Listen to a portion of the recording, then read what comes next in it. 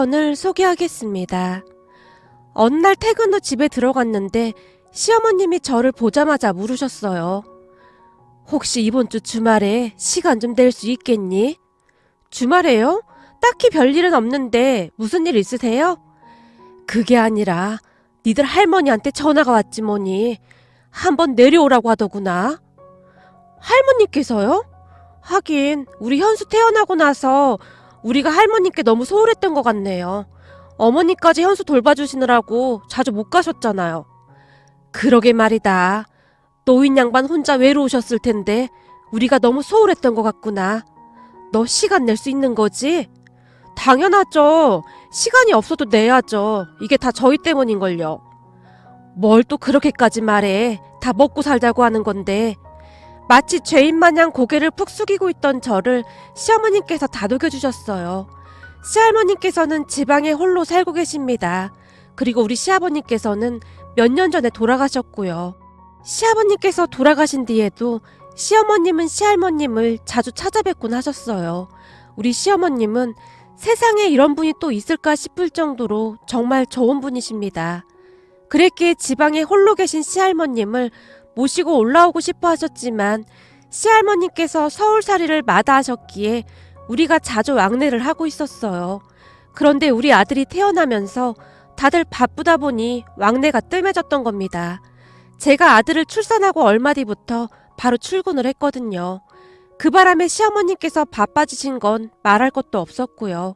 하지만 우리 아들이 태어나고부터 시어머님이 많이 밝아지셨는데요.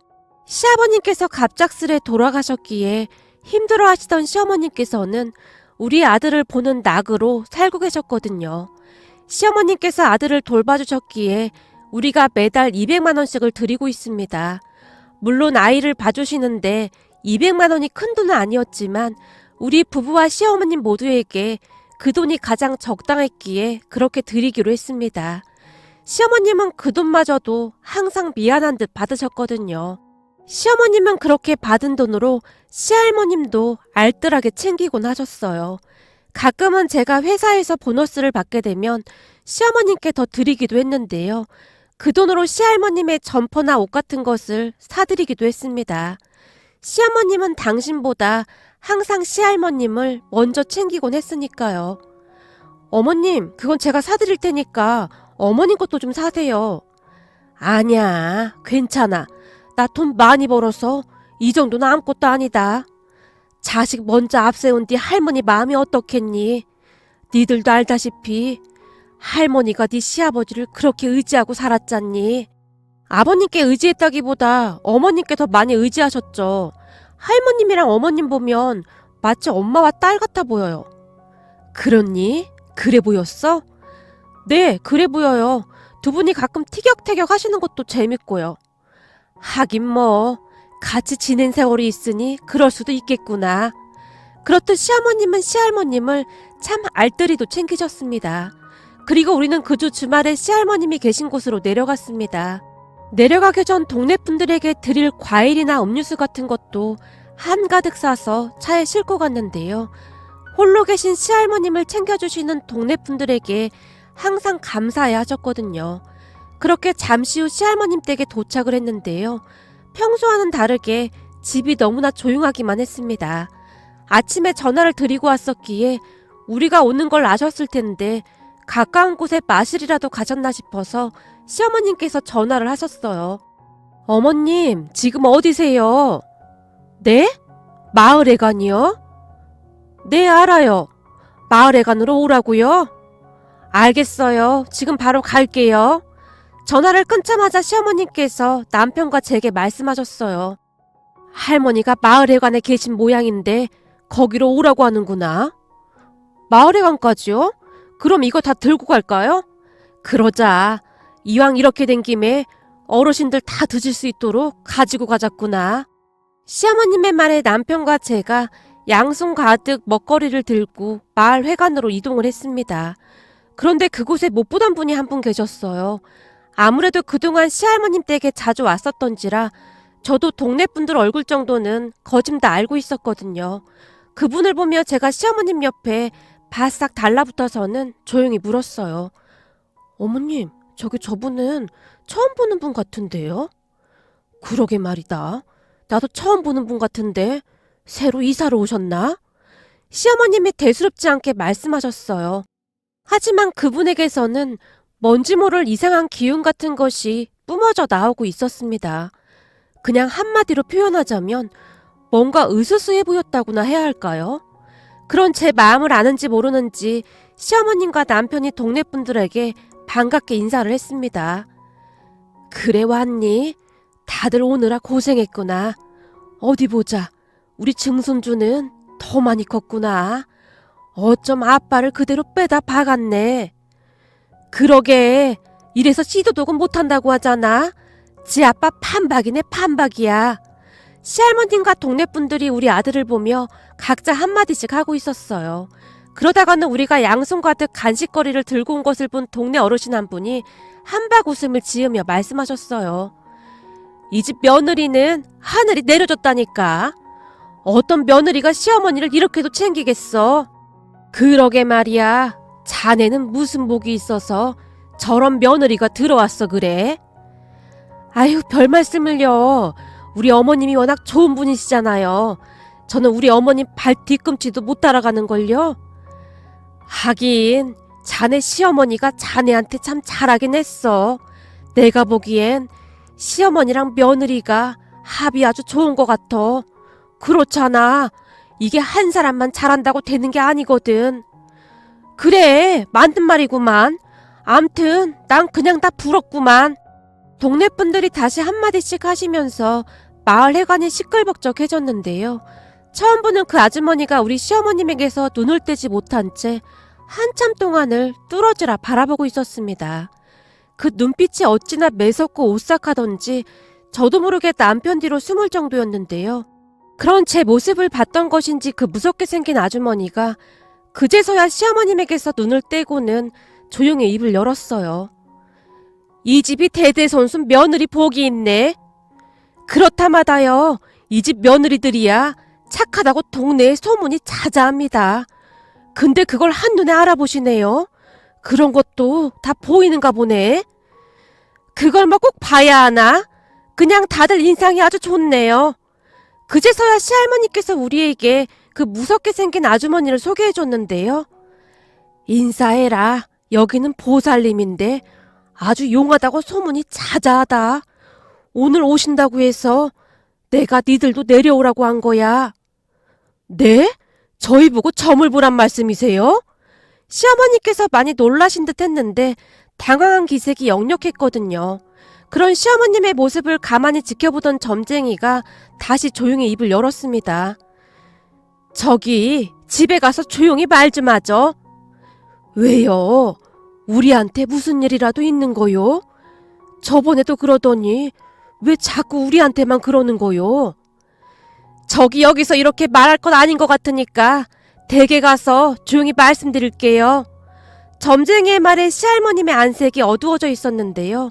그런 시할머님의 표정에서 뭔가 알 수 없는 불길한 기운마저 느껴졌습니다. 우선 점쟁이의 말에 시할머님이 자리에서 일어나셨고 우리 모두 집으로 향했습니다. 그 뒤를 점쟁이가 따라왔고요. 그렇게 집에 도착한 뒤 점쟁이가 시할머님을 따라 집 안으로 들어갔어요. 그리고는 우리에게 이상한 말들을 하기 시작했습니다. 며느님은 지금부터 내 말 잘 들어야 합니다. 이달 말쯤에는, 그러니까 이달 29일부터 30일까지는 아들 집에서 자는 게 좋겠습니다. 네? 우리 아들 집에서요? 예, 꼭 아드님 집에서 주무셔야 합니다. 제가 웬만하면 이런 거 잘 안 알려주는데 그동안 며느님이 착하게 살아서 복이 참 많네요. 여기저기서 며느님을 도와주고 싶어서 안달이 났어요. 아니 그게 무슨 말씀이세요? 그럼 저한테 무슨 일이라도 생긴단 말입니까? 저도 자세한 건 말씀드리기 어려운데 암튼 29, 30일 이틀은 꼭 아드님 집에서 주무셔야 합니다. 내 말 명심하세요. 점쟁이가 다시 한번 신신당부를 했습니다. 점쟁이의 말에 시할머님이 걱정스레 물으셨는데요. 그렇게만 하면 괜찮다 그 말인 거죠? 예, 그렇게만 하면 괜찮을 겁니다. 그러니 꼭 명심하세요. 얘야, 너 꼭 명심하거라. 이분이 보통 용한 게 아니거든.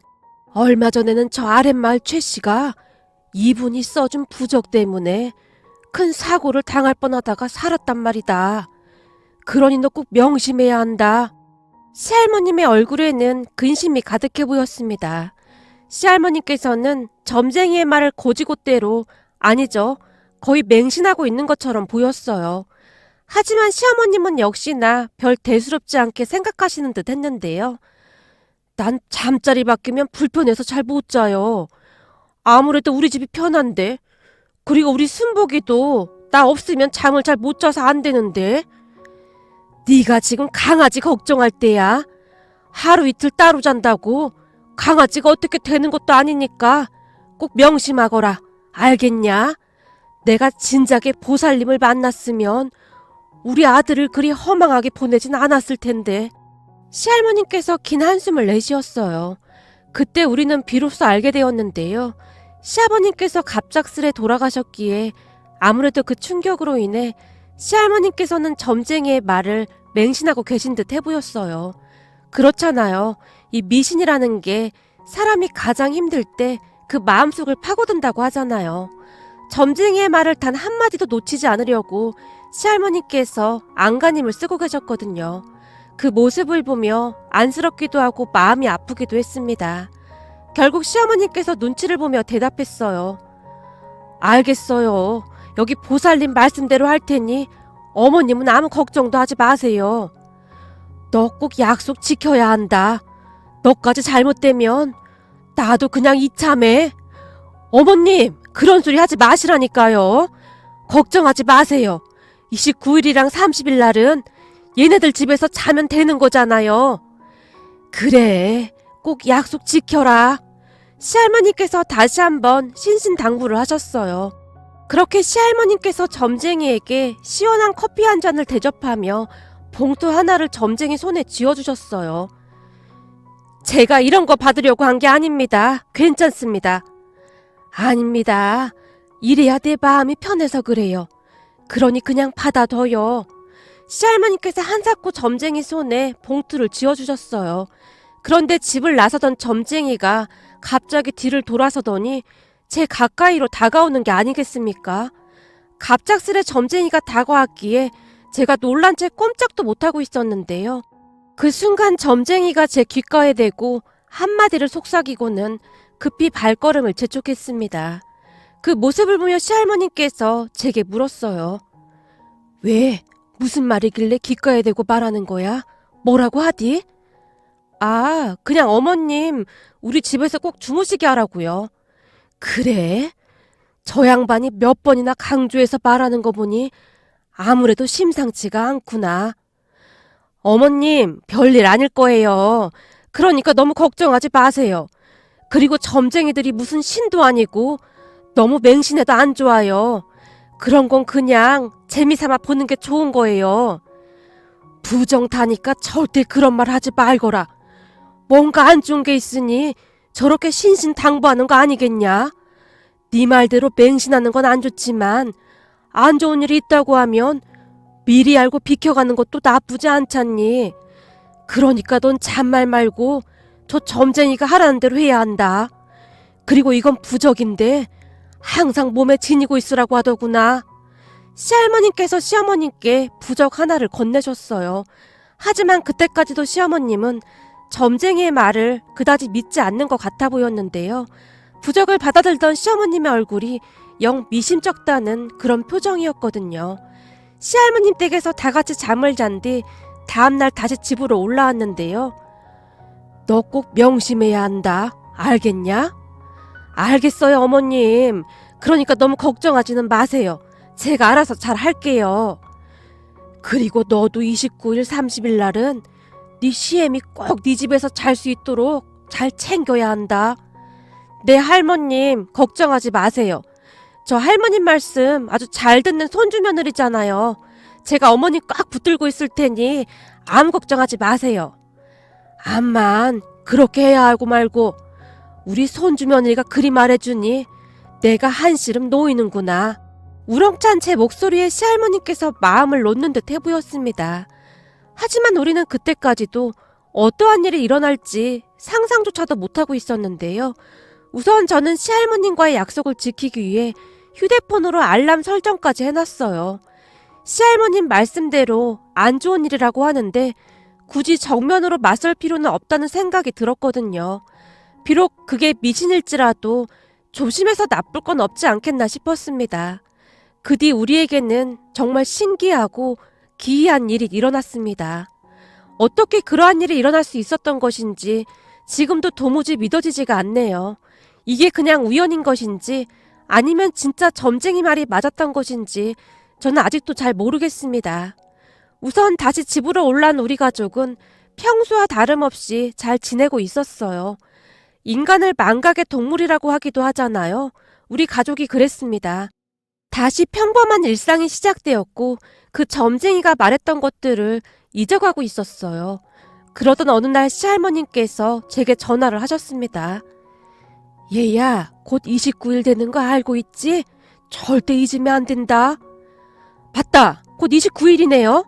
죄송해요. 바빠서 깜빡했어요. 내가 절대 잊으면 안 된다고 몇 번을 말했니? 너라도 정신 바짝 차려야 할 거 아냐? 네, 죄송합니다. 잘 기억하고 있을게요. 오늘부터 내가 매일매일 전화할 테니까 그런 줄 알고 있어라. 네, 할머님. 잘 알겠습니다. 시할머니께서 그토록 화를 내신 건 처음이지 않았나 싶었는데요.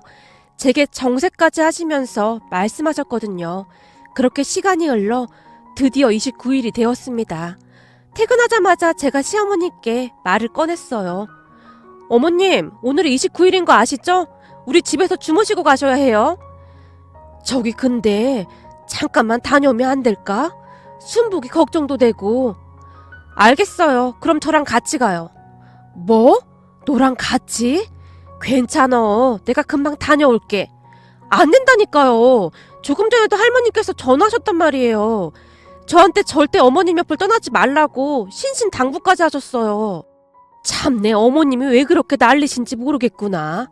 이게 다 그 점쟁이 때문이야. 내가 보니 돈 벌어먹으려고 하는 짓인 것 같구만. 거기에 놀아나고 계신 거라니까.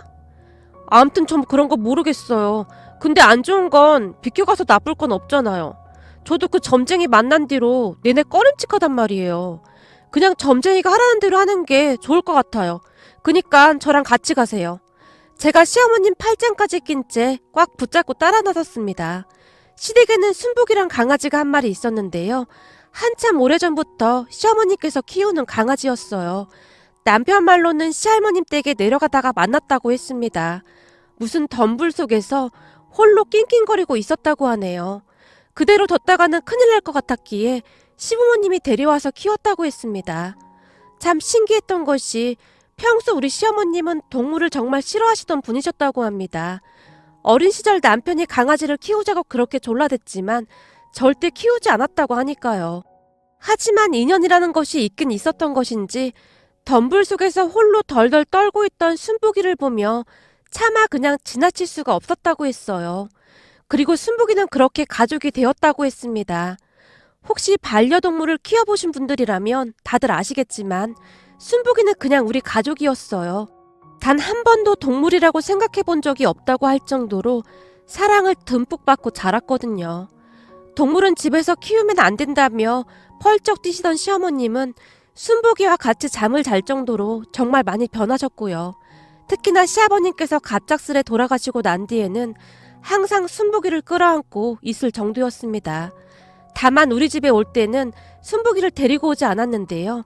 아무래도 시어머님께서 우리 아들을 챙기느라 바쁘기도 하셨고 혹시나 하는 걱정에 자주 데리고 오진 않았어요. 암튼 순복이는 우리에게 가족이나 다름없는 그런 강아지였습니다. 그날도 시어머님은 순복이가 걱정돼서 데리고 올 생각인 듯 했고요.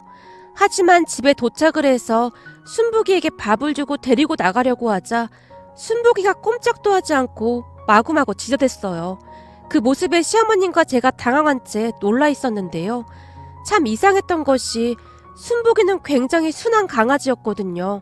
그래서 웬만하면 짖거나 하지 않는 그런 강아지였어요. 그런 순복이가 따라가지 않겠다며 시어머님 품에서 뛰쳐나간 채 시어머님이 주무시던 침대에 누워 꼼짝도 하지 않았어요. 몇 번이나 데리고 가려고 했지만 어찌나 지저대던지 시어머님께서 걱정스레 말씀하셨거든요. 안 되겠다. 순복이가 이렇게 지저대는데 못 가겠어. 그렇다고 순복이만 두고 갈 수는 없는 노릇 아니겠냐? 네? 절대 안 돼요. 오늘 내일은 우리 집에서 주무시라고 했잖아요. 전 시키는 대로 해야 하니까 얼른 일어나세요. 괜찮아. 그거 다 미신이라니까. 그러니까 너나 얼른 가봐. 안 돼요, 어머님. 그때 그 점쟁이가 제 귓가에 대고 뭐라고 했는지 아세요? 그래, 맞네. 그때 그 점쟁이가 너한테 뭐라고 속삭이던? 아무리 물어봐도 네가 대답을 안 해줘서 답답했었는데 도대체 뭐라고 한 거야? 시어머니께서 궁금하다는 듯이 제 눈을 뚫어지라 바라봤습니다. 사실 그날 점쟁이가 제 귓가에 대고 속삭이던 말을 아무한테도 얘기하지 않았었거든요. 점쟁이가 절대 말하지 말라고 시킨 건 아니었지만 왠지 그래야만 할 것 같았어요. 그런데 이게 우연인지는 모르겠으나 점쟁이가 말한 대로 흘러가는 듯한 느낌이 들었습니다. 그랬기에 제가 시어머님에게 단호하게 말했어요. 어머님, 그때 그 점쟁이가 그랬단 말이에요. 혹시나 시어머니가 안 따라간다고 해도 무조건 끌고 나와야 해. 내 말 명심해. 그랬단 말이에요. 그니까 얼른 일어나세요. 전 왠지 찝찝하단 말이에요. 라며 제가 억지로 시어머님을 잡아 끌었습니다. 순복이는 어쩌고 나 혼자가 안 따라간다고 저 난리인데. 오늘 내일 이틀만 그런 거잖아요. 그니까 얼른 나가요. 그리고 내일 다시 순복이 보러 오면 되잖아요. 그렇게 시어머님이 제 손에 이끌려 밖으로 나왔습니다. 그리고 다음 날이 되었는데요. 시어머님께서 아침에 일어나자마자 어이없다는 듯이 말씀하셨어요. 거봐라. 내가 아무 일도 없을 거라고 했지. 그 점쟁이 그거 사기꾼이라니까. 우선 나 금방 집에 좀 다녀오마. 우리 순복이 많이 무서웠겠구나.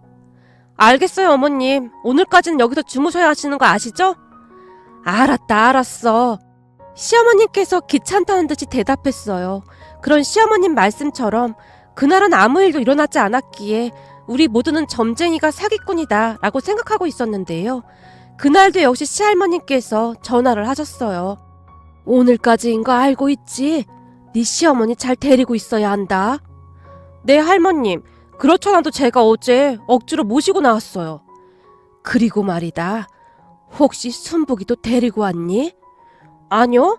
순복이가 어찌나 지저대던지 그냥 두고 나왔어요. 그랬구나. 알겠다. 시할머님께서 긴 한숨을 내쉬고는 전화를 끊었습니다. 그렇게 그날도 시어머님은 우리 집에서 주무셨는데요. 역시나 순복이는 데리고 오지 않았어요. 어머님, 순복이가 오늘도 막 지저댔어요? 그러게 말이다. 참 이상하네. 내가 안으려고 하니까 으르렁대기까지 하잖니? 순복이가요? 순복이가 그럴 애가 아닌데? 그러게 말이다. 아까 아침에는 나한테 척 안겨서 잠시도 안 떨어지더만 밤이 되니까 언제 그랬냐는 듯이 돌변하지 뭐냐? 순복이도 이제 나이가 있어서 나도 못 알아보나? 진짜 이상하네요. 시어머님과 제가 이상하다는 듯이 고개를 갸우뚱거렸는데요. 이상하긴 했지만 시어머님께서 우리 집에서 하루만 더 주무시면 됐기에 우리는 그냥 대수롭지 않게 생각하고 말았습니다. 그리고 그날도 시어머님은 우리 집에서 주무셨어요. 그런데 다음날 아침 기가 막힌 일이 일어났습니다. 아침 일찍 일어나신 시어머님이 순복이를 보러 집으로 가셨는데요. 잠시 후 시어머님께 전화가 걸려왔어요. 예, 순복이가 눈을 안 뜨는구나. 네? 그게 무슨 말씀이세요? 순복이가 눈을 안 뜨다니요. 그때까지도 저는 시어머님의 말을 잘 이해하지 못하고 있었거든요. 순복이가 눈을 안 뜬단 말이야. 니들 지금 여기로 좀 와봐라. 알겠어요, 어머님. 지금 바로 갈게요. 다행히 그날이 주말이었기에 남편과 제가 대충 옷만 갈아입고 시댁으로 향했습니다. 그렇게 시댁으로 들어섰는데요. 집안에 시어머님의 울음소리가 가득했습니다. 그런 시어머님을 보며 남편과 제가 어리둥절한 채 멍이 서 있었어요. 우리 순복이가 무지개 다리를 건넜나 보구나. 네? 무지개 다리를 건너다니요. 엄마, 그럴 리가 있어? 어제까지도 멀쩡했잖아. 어디 아픈 것도 없었잖아. 남편이 놀란 채 순복이를 안아들었습니다. 하지만 시어머님 말씀처럼 순복이는 꼼짝도 하지 않고 있었어요. 그런 순복이를 데리고 급히 동물병원으로 갔는데요. 수의사도 시어머님과 같은 말을 할 뿐이었어요. 우리에게는 더없이 소중하던 순복이가 떠나갔다는 사실이 도무지 믿겨지지가 않았지만 현실을 인정할 수밖에 없었습니다. 순복이는 그렇게 우리 곁을 떠나갔습니다. 그런데 얼마 뒤 충격적인 소식을 들었어요. 순복이가 무지개 다리를 건넜다는 얘기를 들은 시할머님께서 다시 우리를 부르셨어요. 그리고 그날 시할머님께서 우리에게 믿을 수 없는 이야기를 해주셨습니다. 그때 생각만 하면 지금도 손이 덜덜 떨리기만 하는데요. 어찌나 놀랐던지 시할머님께서 하신 말씀이 제대로 기억이 나지 않습니다. 하지만 시할머님의 말씀을 기억나는 대로 작성해보면 이랬습니다. 그러니까 순복이가 시어머님 대신 무지개 다리를 건넌 거라고 했어요. 우리가 만났던 점쟁이가 말하기를 시할머님을 보는 순간 시할머님 주위에 흐릿하지만 무서운 기운이 계속 느껴졌다고 하는데요. 그랬기에 시할머님께서 급히 우리를 내려오라고 했던 거였습니다. 그러니까 시할머님은 본능적으로 당신 삶이 얼마 남지 않았구나라는 생각을 하고 계셨던 것 같아요.